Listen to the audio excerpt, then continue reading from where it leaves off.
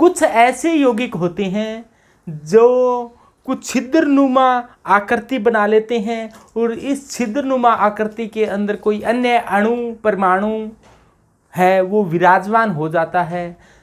तो जो छिद्रनुमा आकृति बनाते हैं उन्हें मेजबान कहा जाता है, यानी कि होस्ट कहा जाता है, और आने वाले को क्या कहा जाता है, मेहमान या गेस्ट कहा जाता है। जैसे इसका कोई एग्जाम्पल के तौर पर ले, जैसे ये अपने पास ये कोई बेंजीन है, बेंजीन के यदि इस प्रकार से OH जुड़ जाता है तो इसे फिनोल कह दिया जाता है। और यदि इसके यहाँ पर OH जुड़ता है तो इसको केटेकोल कहा जाता है, यहाँ पर OH जुड़ता है तो रिसोर्सिनोल कहा जाता है। तो अपने ये केटेकोल का एग्जाम्पल होता है तो एक OH है वो इस प्रकार से जुड़ा हुआ है, यानी कि एक केटेकोल है, ये आपके सामने है। तो इसके साथ कोई दूसरी केटेकोल आ जाए, यानी कि ये कोई बेंजीन वलय है, बेंजीन वलय के ऊपर एक जुड़ गया OH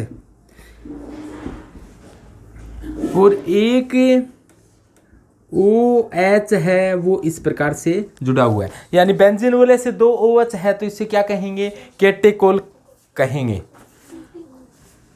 और यदि इस प्रकार से यहाँ पर कोई एक तीसरा कोई कंपाउंड है इसी प्रकार का केटेकोल है, तो इसके यहाँ पर जैसे मान लो OH है और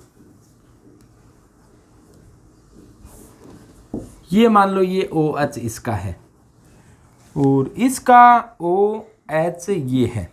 तो इस प्रकार से ये 3 अणु हैं वो हाइड्रोजन बंध से जुड़ जाते हैं। कैसे, ऑक्सीजन की विद्युतीयता ज़्यादा होती है तो इस पर माइनस आ जाता है और इस पर क्या आ जाता है, प्लस आ जाता है। इसी प्रकार से ऑक्सीजन की विद्युतीयता ज़्यादा होती है तो इस पर माइनस आ जाता है और इस पर प्लस आ जाता है। प्लस माइनस के बीच में एक आकर्षण होता है, इस आकर्षण को क्या कहा जाता है, हाइड्रोजन बंध कहा जाता है।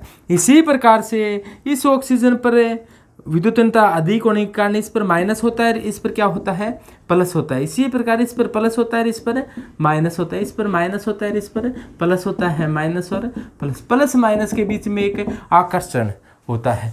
इसी प्रकार का आकर्षण यहाँ होता है। इसी आकर्षण को क्या कहा जाता है, हाइड्रोजन बंध। हाइड्रोजन बंध बनने से बीच में खाली जगह बन जाती है, यानी कि एक छिद्रनुमा जगह रह जाती है। यहाँ पर कोई अन्य अणु आकर क्या हो सकता है, विराजमान हो सकता है। जैसे मान लो कि कोई आर्गन आकर बीच के अंदर बैठ गया, तो ये जो खाली संरचना बनाने वाले तो क्या है, इन्हें तो कहेंगे होस्ट।